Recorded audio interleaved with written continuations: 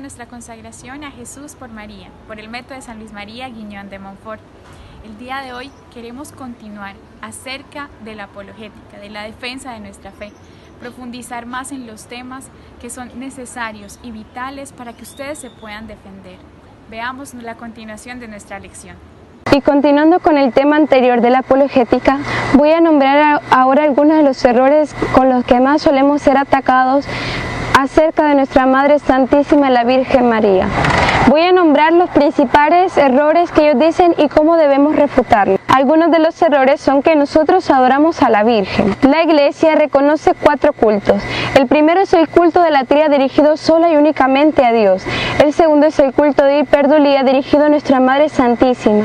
El tercero es el culto de protodulía dirigido a nuestro Padre San José. Y el cuarto es el culto de dulía dirigido a los santos, en los que veneramos en ellos lo que Dios precisamente ha obrado en ellos. Entonces, ¿en qué consiste el culto de hiperdulía? Es un culto muchísimo inferior al culto de la tría dirigido sola y únicamente a Dios, y mucho más alto que el culto de dulía que se dirige a los santos. ¿Por qué? Porque se tiene que dedicar un culto especial a nuestra Madre Santísima y solo a ella. Porque nadie jamás ha tenido, tiene y podrá tener la dignidad especial de Madre de Dios, que fue dirigida solamente a ella. En Mariología se estudia precisamente su dignidad de Madre de Dios como principio de toda la Mariología, y del cual nacen entonces todos los demás privilegios que tuvo nuestra Madre Santísima, que ella fuese inmaculada, que fuese la llena de gracia, y por la cual nosotros entonces le dirigimos un culto especial de veneración. Porque, como dice San Luis María Guiñón de Montfort, nuestro Señor Jesucristo pudo haber venido en edad perfecta. Él pudo haber aparecido ya entre nosotros siendo un hombre ya de 33 años y empezar directamente su ministerio, pero no.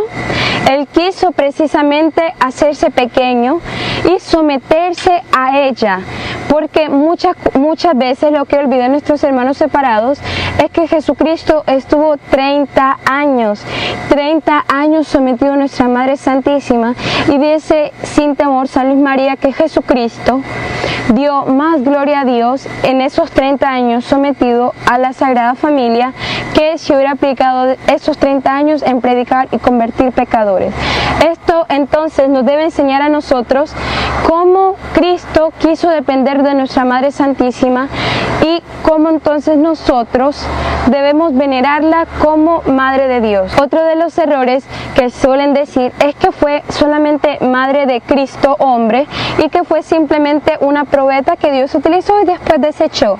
O sea que en el cielo ya María no es la Madre de Cristo, ¿no? Como Él está en el cielo. Esto es casi una herejía, porque es decir entonces que nuestro Señor no cumplió el mandamiento de honrar a Padre y Madre. Cristo, siendo perfectamente Dios, es totalmente imposible que Él faltase a este mandamiento. ¿Por qué dicen esto? Por aquel texto bíblico en que una mujer entre la multitud alaba a nuestro Señor diciéndole: dichoso el seno que te llevó y los pechos que te amamantaron. Y nuestro Señor responde: dichosos más bien los que escuchan la palabra de Dios y la cumplen. Muchos de ellos dicen que aquí nuestro Señor despreció a nuestra Madre Santísima, o en las bodas de Caná cuando nuestro Señor dice: que hay entre tú y yo, mujer, si todavía no ha llegado mi hora. No, aquí Cristo no despreció a la Virgen, antes al contrario, la exalta al decir que ella no es dichosa simplemente por razones naturales, por ser su madre carnal.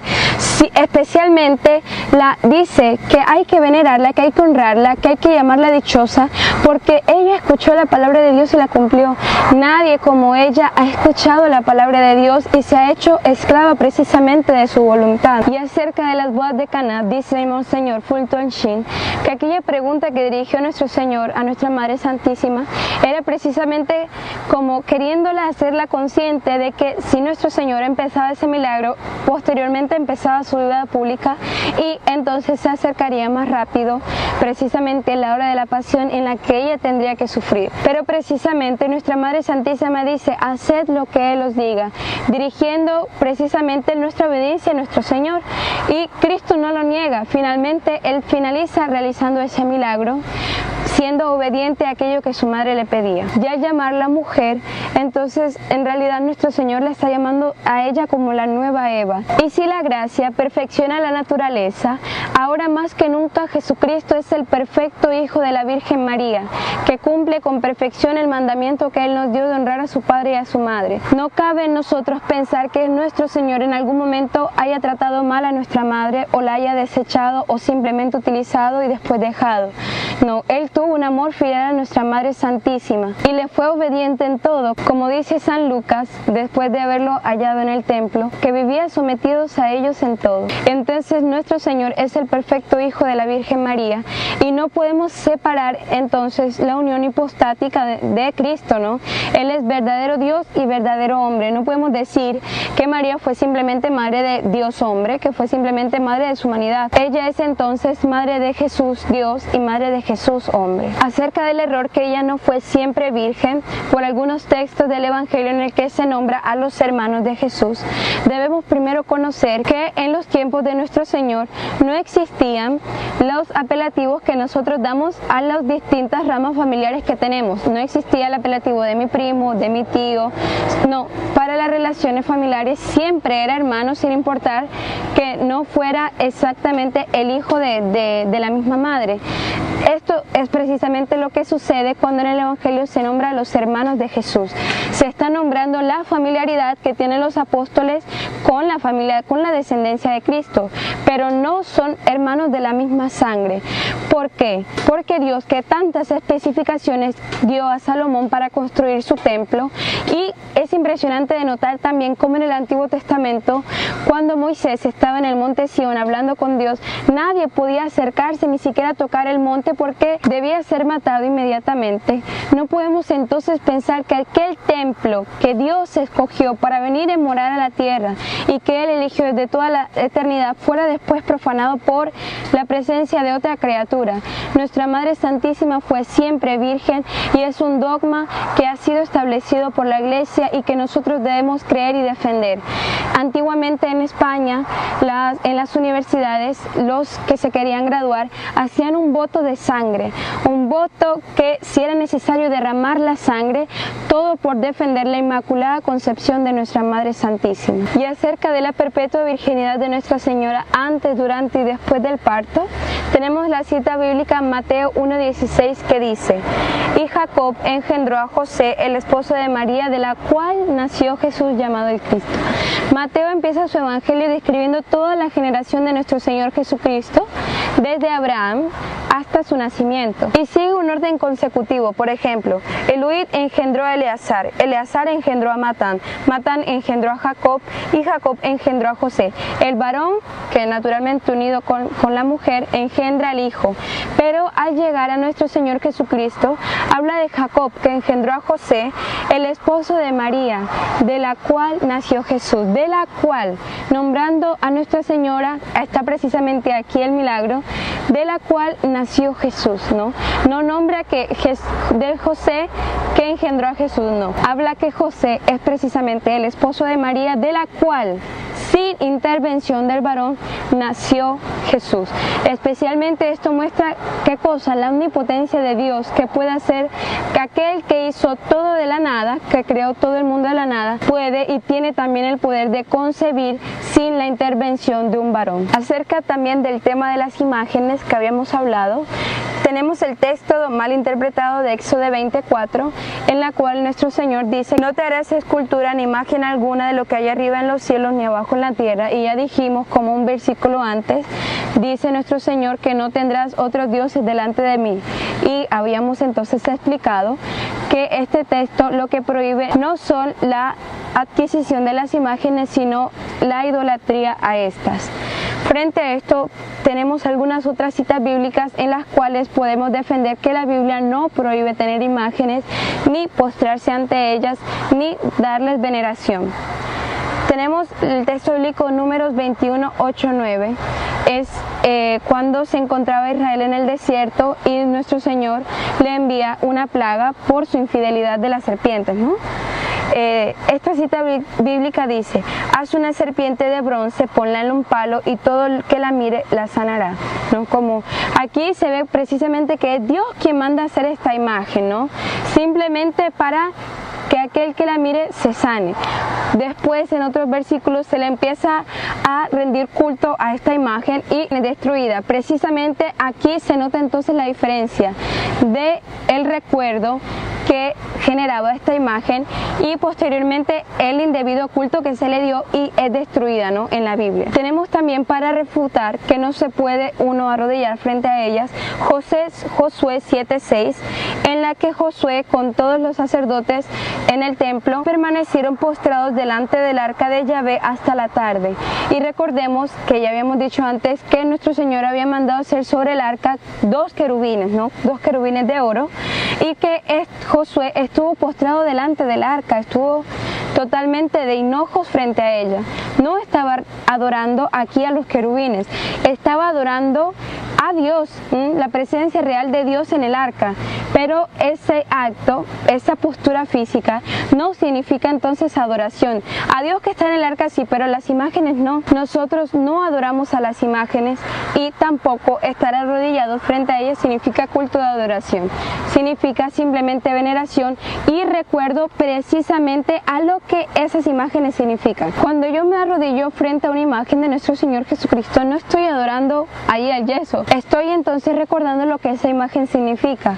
Y contra esto podemos decir entonces que la persona que no tuviera piernas no podría adorar porque no se puede arrodillar, cosa que es ilógica. La adoración es un acto del corazón, un acto de la voluntad y que no depende de las posturas físicas, sino una persona que se arrodilla frente a una mujer para pedirle matrimonio no le está adorando allí, simplemente está haciendo el acto interior de pedirle matrimonio. Y tenemos también el texto bíblico Segunda de Reyes 4:27, en el que una mujer va a visitar al profeta Elías y dice: llegó hasta el hombre de Dios y se postró a sus pies. Esto precisamente no para el hombre, sino porque ella reconocía lo que Dios hacía en este profeta. Si esto estuviera prohibido en la Biblia, en Primera de Reyes 6:23, el rey Salomón jamás para el templo, él que era el rey más sabio, jamás hubiera hecho para el templo los 2 querubines de 5 metros de alto que hizo, y en las esteras que adornaban el templo habían también imágenes de toros y de ángeles. Y para finalizar acerca del tema de las imágenes, tenemos el texto bíblico Primera de Samuel 6:1-3, en la que David hace una profesión con el arca de la alianza, ¿no? Precisamente con todas las imágenes que ella llevaba. No está prohibido tampoco por Dios hacer procesiones con las imágenes, porque ellas precisamente acompañaban por voluntad divina al arca de la alianza cuando David movía el arca de la alianza hacia la ciudad de David. Acerca del tema de las riquezas de la iglesia, con los cuales también solemos ser muy atacados, para tratar de este tema hay que tener muchas cosas claras, ¿no? Primero, que aquella persona que hace esta acusación es una persona que no tiene la conciencia de qué son las riquezas de la iglesia, ¿no?